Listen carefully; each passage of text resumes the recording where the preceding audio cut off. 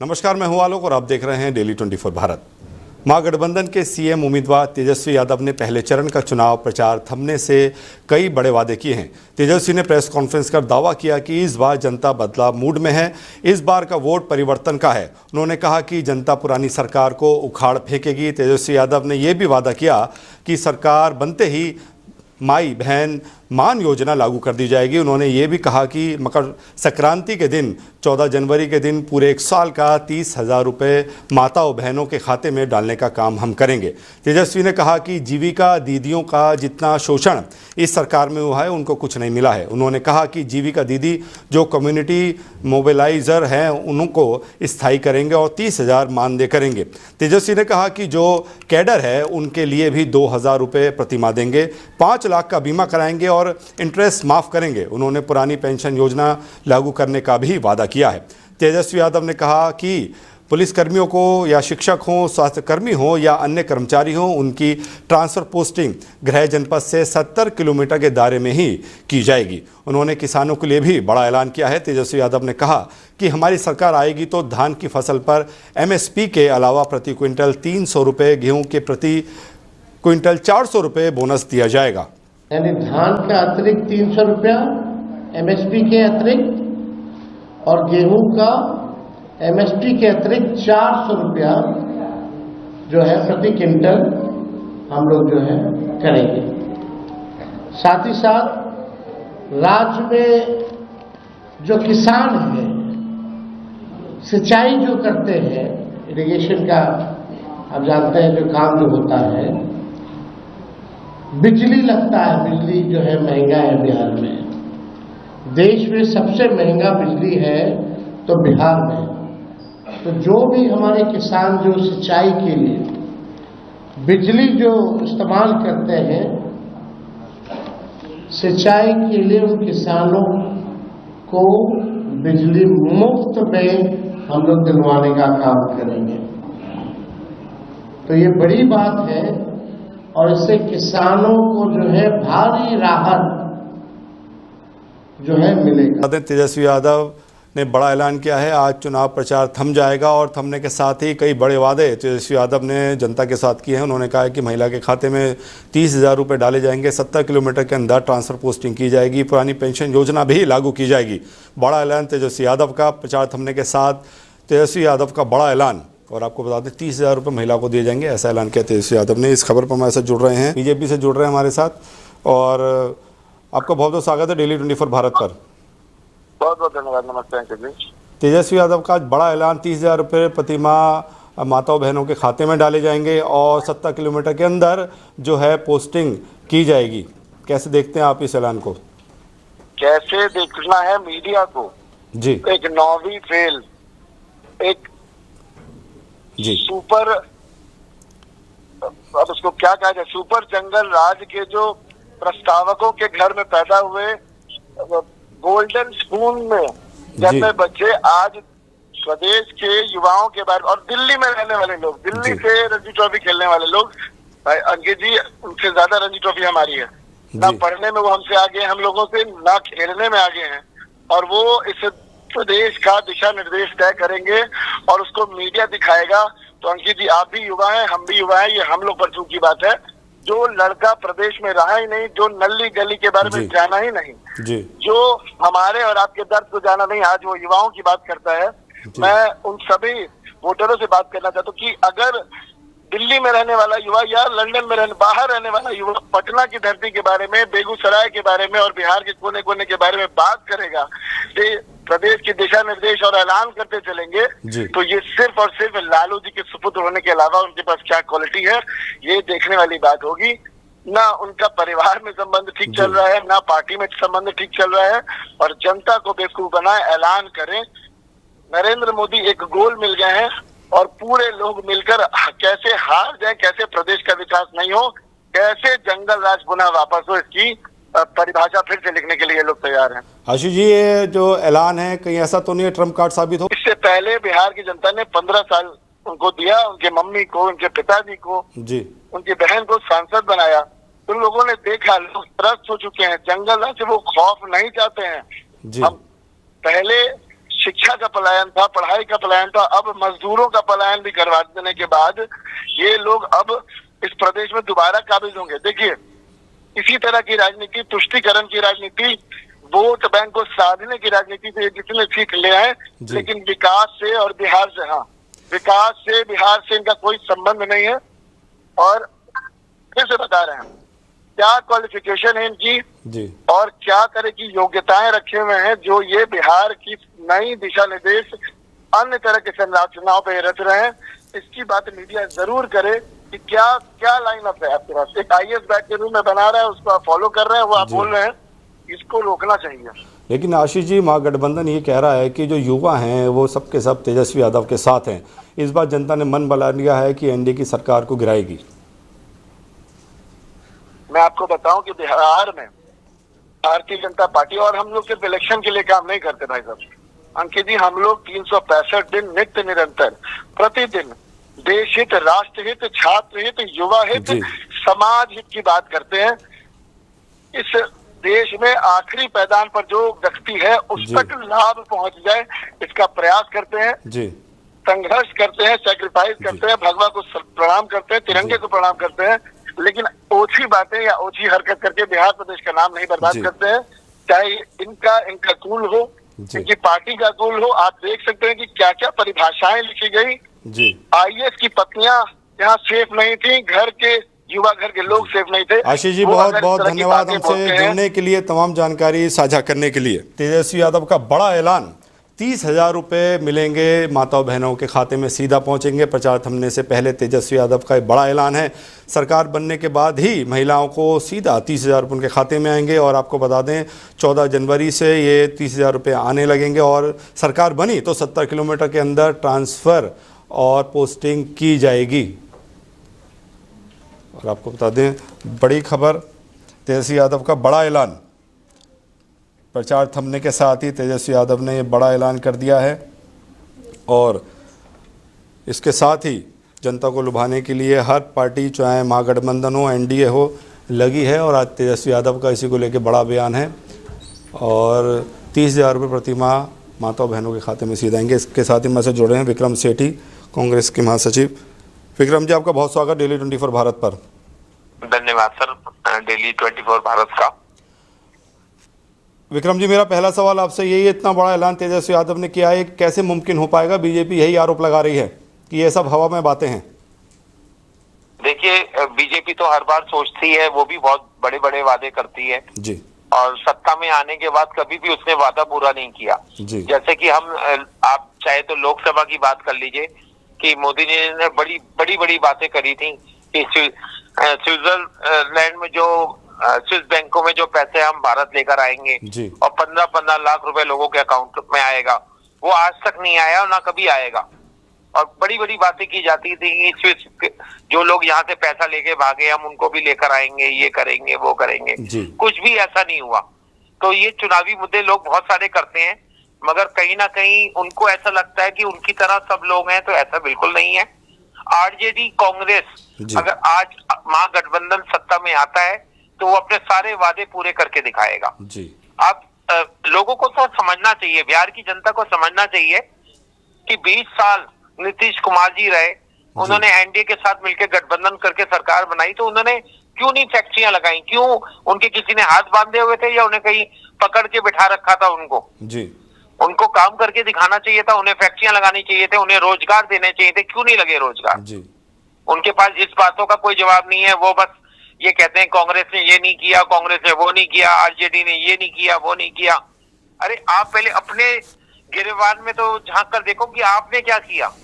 आप एक मुख्यमंत्री के होते हुए भी, और आप सोचिए, आप खुद दिमाग लगाइए कि आज 2014 से केंद्र सरकार है और केंद्र सरकार और उनकी अपने गठबंधन जेडीयू के साथ होते हुए वो बिहार के अंदर आज तक एक फैक्ट्री नहीं लगा पाए। सोचिए, जो पुल बनाते हैं वो लोग, जो पुल की कंस्ट्रक्शन की गई वो इतनी गंदी होती है कि वो साल भर में वो पुल गिर जाते हैं। सड़कों पे गड्ढे हैं, जगह जगह लोग फरोती, कभी किसी का बच्चा उड़ गया, कभी किसी व्यापारी को उठा लिया। बहुत बहुत धन्यवाद हमसे जुड़ने के लिए, तमाम ये जानकारी साझा करने के लिए। तो आपको बताते चले चुनाव प्रचार थमने के साथ ही तेजस्वी यादव का बड़ा बयान सामने आया है। बिहार विधानसभा का चुनाव इस बार भी जंगल राज, अपराध और कानून व्यवस्था के मुद्दे पर लड़ा जा रहा है, लेकिन सूबे में सत्ता की दौड़ में शामिल कोई भी पार्टी शायद ही ऐसी नजर आ रही है जिसकी तरफ से बाहुबली या उनके परिजन में से कोई चुनाव नहीं लड़ रहा हो। मोकामा में अजीब स्थिति हो गई है। यहाँ दो बाहुबलियों के बीच जोरदार मुकाबला चल रहा था। इसी बीच तीसरे बाहुबली दुलारचंद यादव की हत्या ने यहाँ का सियासी तापमान ऐसा बढ़ा है कि जेडीयू प्रत्याशी लल्लन सिंह जेल पहुँच गए। एक तरफ अनंत सिंह मतदान से ठीक पहले चुनाव प्रचार के लिए छटपटा रहे थे, वहीं दूसरी तरफ उनकी मदद करने के लिए केंद्रीय मंत्री और जेडीयू नेता लल्लन सिंह उनका प्रचार करने मोकामा पहुँच गए, जहाँ उनका एक ऐसा कथित ऑडियो वायरल हो रहा है जिस पर बवाल मच गया है। केंद्रीय मंत्री लल्लन सिंह मोकामा से बाहुबली जेडीयू उम्मीदवार अनंत सिंह का प्रचार करने पहुंचे थे। इसी दौरान उनका एक बयान खूब वायरल हो रहा है। अब ऑडियो की हकीकत क्या है भगवान जाने, लेकिन उसमें कहा जा रहा है कि कुछ विशेष समाज के लोगों को वोट डालने के लिए नहीं जाने देना चाहिए, उनको घर में बंद कर दरवाज़ा बंद कर देना चाहिए। लल्लन सिंह का कथित ऑडियो जैसे ही वायरल हुआ, विपक्ष खर्चा पानी लेकर एनडीए के ऊपर हमलावर हो गया।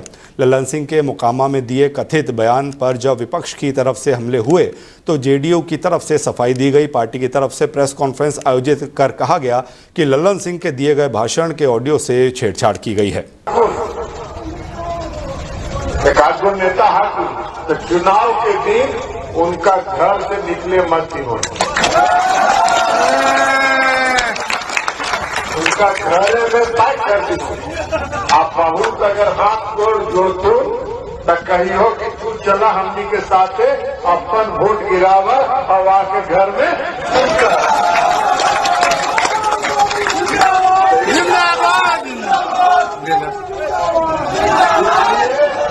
इसलिए आज से सब लोग कमान संभाल और कमान संभाल के चुनाव में अब समय नहीं। और इस खबर पर जुड़ रहे हैं हमारे साथ बीजेपी प्रवक्ता शुभेंदु जी। शुभेंदु जी, बहुत स्वागत आपका डेली 24 भारत पर। हाँ जी, हाँ जी। शुभेंदु जी, लल्लन सिंह का विवादित बयान सामने आया जिसमें वो कह रहे हैं कि जो विशेष समुदाय है उनको मतदाता और मतदान के दिन घर से बाहर नहीं निकलना चाहिए, क्या कहेंगे आप? देखिए, भारतीय जनता पार्टी और भारतीय जनता पार्टी के सभी नेता, मंत्री, प्रवक्ता का ये मानना है सबका साथ, सबका विकास और सबके प्रयास से देश आगे बढ़ता है जी। मेरे को कहीं ना कहीं लगता है कि जो ये वीडियो एडिट किया गया है इसकी जांच होनी चाहिए और उसके बाद ही इस पर हम लोग विचार कर सकते हैं। कहीं भी हमारे कोई भी नेता किसी इस तरीके के विचार नहीं करते हैं जी। फिर भी चूंकि ऑडियो आया है और आजकल ऑडियो और वीडियो बनाना और उसमें आवाज लाना और एआई के माध्यम से कुछ भी कहना और चुनाव के पहले ये सब बहुत हरकतें होती हैं, तो उसको ध्यान में रखते हुए मेरा कहना है कि इसको एक बार चेक कराना चाहिए। हमारी पार्टी और हमारी पार्टी के नेताओं प्रवक्ताओं का ऐसा विचार नहीं है। लेकिन शुभेंदु जी, एफआईआर दर्ज हो गई है लल्लन सिंह के खिलाफ और चुनाव आयोग ने भी जवाब मांगा है। हाँ, तो हम जवाब दे रहे हैं और उस पूरे चीजों की जांच होनी चाहिए। मैं तो आपको खुद ही कह रहा हूँ कि यदि कोई भी विवाद है कि सही है कि गलत है, वो तो जांच के बाद ही पता लगेगा जी। और जांच तभी होगी जब वो एफआईआर होगा जी। चुनाव आयोग के पास एफआईआर करने का पूरा अधिकार है और उसको जांच करने का अधिकार है और उसके बाद एक्शन लेने का भी अधिकार है जी। तो चुनाव आयोग ओरिजिनल भी मंगाएगा उस समय की वीडियोस और भी कई होंगी तो जी। और उसके बाद इसको मैच करेगा जी। मेरे को लगता है कि मैं भारतीय जनता पार्टी का प्रवक्ता होने के कारण अपना बयान यही देना चाहता हूँ कि हमारी पार्टी का ये इस तरीके की कोई विचार नहीं है, ना ही हम इस तरीके का कोई काम करना चाहते हैं। शुभेंदु जी, चूंकि आज चुनाव प्रचार थम गया है, आपके हिसाब से अभी क्या समीकरण बन रहे हैं? भारतीय जनता पार्टी और भारतीय जनता पार्टी का जो पूरा दल है एनडीए का, वो बहुत अच्छी फिगर के साथ बिहार में चुनाव में सरकार जीतकर सरकार बना रहा है जी। पिछली बार की कंपैरिजन से देखें तो हम और ज्यादा सीटों से जीतेंगे जी। और मेरा विचार है कि जो बिहार की जनता है वो उन्होंने जो जंगल राज पहले देखा है जी। और आगे ना देखना पड़े इस विषय पर ध्यान में रखते हुए विकास को, बिहार के विकास को और विकसित भारत में डबल इंजन की सरकार को वो वोट करेगी। शुभेंदु जी, इसका बहुत आप- बहुत धन्यवाद हमसे जुड़ने के लिए, तमाम जानकारी साझा करने के लिए। तो आपको बताते चले, लल्लन सिंह के विवादित बयान को लेकर उन पर एफआईआर दर्ज हो गई और चुनाव आयोग ने उनसे जवाब मांगा है। इसी खबर पर जुड़ रहे हैं कांग्रेस से हमारे साथ विक्रम जी। विक्रम जी, आपका बहुत स्वागत है डेली 24 भारत पे। मेरा आपसे सवाल यही है, लल्लन सिंह का विवादित बयान सामने आया है जिसमें उन्होंने कहा है कि विशेष समुदाय को मतदान के दिन घर में दरवाजा बंद कर देना चाहिए। आप क्या कहेंगे? देखिए, इस समय लल्लन सिंह जो है, एक तो सबसे पहले तो उन्होंने अनंत सिंह के उसमें आ गए थे पक्ष में और उनके ऊपर एफआईआर हो गई। और अब वो तरह तरह के बयान देकर सिर्फ कहते हैं ना कि जब आप कोई बुरा काम करते हैं तो बुराई ज्यादा फैलती है और अच्छाई कम फैलती है। तो इस समय लल्लन सिंह के साथ भी कुछ ऐसा ही हो रहा है कि वो जितना वो सोचेंगे जितना मैं गलत से गलत बयान दूंगा, बयानबाजी करूंगा, तो ज्यादा से ज्यादा तक घरों तक पहुंच पाऊंगा। और वो इस समय सिर्फ चुनाव के होते हुए ना एक गलत बयानबाजियां कर करके लोगों को डराने का काम कर रहे हैं और इसके अलावा कुछ नहीं है। और इस समय बिहार की जनता समझ चुकी है कि बिहार को अगर बदलना है तो उसे महागठबंधन को ही वोट देना होगा, क्योंकि आरजेडी कांग्रेस ही बिहार को ठीक कर सकती है। जिस तरह आप देखिए आज उत्तर प्रदेश की क्या हालत है। उत्तर प्रदेश में बुलडोजर की राजनीति चलती है, बुलडोजर चलता है तो कोई नहीं चाहता कि बिहार के अंदर भी बुलडोजर आए। आज बिहार की जनता सबको देख रही है, कहाँ कौन। दिल्ली में देखिए क्या राजनीति, दिल्ली के अंदर छठ पूजा के दौरान सिर्फ राजनीति की गई है और कुछ नहीं की गई। छठ पूजा के लिए जब हम लोग छठ पूजा बना रहे थे, छठ पूजा के आसपास दिल्ली में सिर्फ जो पूर्वांचल के लोगों को उनको लुभाने का काम किया जा रहा था। विक्रम जी, बहुत धन्यवाद हमसे जुड़ने के लिए, है तमाम जानकारी साझा करने के लिए। उत्तर प्रदेश के सीएम योगी आदित्यनाथ समस्तीपुर पहुंचे। वहां बिहार विधानसभा चुनाव के लिए पहले चरण के प्रचार अभियान के अंतिम दिन मोइनुद्दीन नगर हाई स्कूल मैदान में सीएम योगी ने जनसभा को संबोधित किया। सीएम योगी ने कहा कि पीएम मोदी के नेतृत्व में बिहार में विकास हो रहा है, लेकिन राजद और कांग्रेस के एजेंडे में बिहार का विकास नहीं है। जिस तरह कांग्रेस ने भगवान राम और राम मंदिर पर सवाल उठाए थे, उसी तरह कांग्रेस के युवराज छठी मैया पर सवाल उठा रहे हैं। हम लोग गरीबों में बांटने का काम करते हैं तो उसकी चिढ़ इनके पार्टनर समाजवादी पार्टी की लोग बिहार के अंदर भाषण के माध्यम से, बयानों के माध्यम से निकालने का काम कर रहे हैं। लेकिन उत्तर प्रदेश का बुलडोजर थमने वाला नहीं है, वो डरने वाला भी नहीं है। अब तो बिहार भी माफिया के खिलाफ यही कार्रवाई करेगा। हमें बिहार की धरती को ज्ञान की धरती के रूप में पुनर्स्थापित करने की दिशा में किए जाने वाले कार्यों को आगे बढ़ाना है। बिहार के विकास को भारत के विकास के साथ जोड़ करके आगे बढ़ाना है। बिहार के नौजवानों के लिए बिहार के अंदर ही नौकरी और रोजगार की सुविधा उपलब्ध करवानी है। बिहार की माताओं बहनों की सुरक्षा को सुनिश्चित करते हुए उनके स्वावलंबन के कार्यक्रम को आगे बढ़ाना है। और अभी 20 वर्ष में बिहार के अंदर साक्षरता की दर को 33% से बढ़ाकर के आज 75% तक पहुंचाने में सफलता प्राप्त हुई। बहनों और भाइयों, आज आप देख रहे होंगे एनडीए की सरकार थी, पैसा था तो 1,41,00,000 माताओं और बहनों के खातों में 10,000 रुपए के अनुसार धनराशि भी चली गई है। भोजपुरी स्टार और बीजेपी सांसद रवि किशन को पिछले दिनों फोन पर जान से मारने की धमकी का मामला सामने आया था, जिसके बाद माहौल काफ़ी गर्मा गया था। वहीं अब इस मामले में पुलिस को बड़ी सफलता हाथ लगी है। पुलिस ने एक्टर को धमकी देने वाले शख्स को पंजाब से गिरफ्तार कर लिया है, जिसके बाद आरोपी ने माफ़ी भी मांगी है। पुलिस ने रवि किशन को धमकी देने वाले शख्स को पंजाब के लुधियाना से गिरफ्तार किया है, जिसकी पहचान अजय कुमार यादव नाम से हुई है। वो पंजाब प्रांत के लुधियाना के फतेहगढ़ मोहल्ला बग्गा कला का निवासी बताया जा रहा है। पूछने पर पता चला कि वो कपड़ा धोने का काम करता है। पिछले दिनों एक्टर को धमकी देने के दौरान आरोपी ने कहा कि वो 4 दिन बाद बिहार आने पर सांसद को जान से मार देगा। आरोपी को गिरफ्तार कर पुलिस इस मामले की छानबीन कर रही है। पुलिस की गिरफ्त में आने के बाद आरोपी गिड़गिड़ाने लगा और माफ़ी भी मांगी और कहा कि वो मेहनत मजदूरी करके जीवन यापन करता है, नशे की हालत में उससे गलती हो गई। गोरखपुर के एसपी सिटी ने बताया कि सांसद रवि किशन को धमकी का मामला रामगढ़ ताल थाने में दर्ज किया गया था और अब आरोपी को गिरफ्तार कर लिया गया है। उसके खिलाफ आगे की कानूनी कार्रवाई की जा रही है। मणिपुर के चूराचांदपुर में सुरक्षा बलों ने प्रतिबंधित समूह के 4 उग्रवादियों को मार गिराया है। चारों आतंकी पुलिस एनकाउंटर में मारे गए हैं। इनका संबंध मणिपुर के प्रतिबंधित संगठन यूनाइटेड कुकी नेशनल आर्मी से मिला है। सुरक्षा बलों को खानपी गांव के पास उग्रवादियों के होने की सूचना मिली थी। ऐसे में सुबह 5:30 बजे इलाके में सर्च ऑपरेशन चलाया गया। इस दौरान सुरक्षा बलों और उग्रवादियों के बीच हुई मुठभेड़ में 3 उग्रवादी ढेर कर दिए गए हैं। मणिपुर में शांति स्थापित करने की कोशिशों के तहत कई कुकी और जोमी उग्रवादी समूह ने केंद्र सरकार और राज्य सरकार के साथ समझौते पर हस्ताक्षर किए थे, लेकिन इस लिस्ट में यूकेएनए का नाम शामिल नहीं था। ऑपरेशन की जानकारी देते हुए एक वरिष्ठ अधिकारी ने बताया कि सुरक्षा बलों और उग्रवादियों के बीच फायरिंग शुरू हो गई थी। इस दौरान गोली लगने से कई उग्रवादी घायल हो गए और 4 की मौके पर मौत हो गई। हालांकि गोलीबारी के बीच में कई उग्रवादी बचकर निकलने में कामयाब हो गए। ऑपरेशन के दौरान हुए एनकाउंटर के बाद सेना ने बयान जारी करते हुए घटना की जानकारी दी है। मौके से भागे उग्रवादियों की तलाश के लिए इलाके में अभी भी सर्च ऑपरेशन जारी है। सुरक्षा बल सभी उग्रवादियों को जल्द से जल्द ढूंढने की कोशिश में लगे हैं। राजौरी जिले के ठंडीकस्सी क्षेत्र में एक मिनी बस के दुर्घटनाग्रस्त होने से बड़ा हादसा हो गया। हादसे में करीब 20 लोग घायल हुए हैं, जिनमें कई स्कूली बच्चे भी शामिल हैं। जानकारी के अनुसार ठंडीकस्सी इलाके में अनियंत्रित होकर सड़क किनारे पलट गई। स्थानीय लोगों और पुलिस ने तुरंत मौके पर पहुंचकर राहत और बचाव कार्य शुरू किया।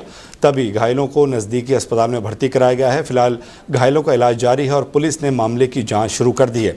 स्थानीय लोगों ने बताया कि बस में ज़्यादातर स्कूली बच्चे सवार थे जो सुबह स्कूल जा रहे थे। घटना के बाद क्षेत्र में अफरा तफरी का माहौल बन गया है। इस बुलेटिन में इतना ही। अपना ख्याल रखिए और देखते रहिए डेली 24 भारत। नमस्कार।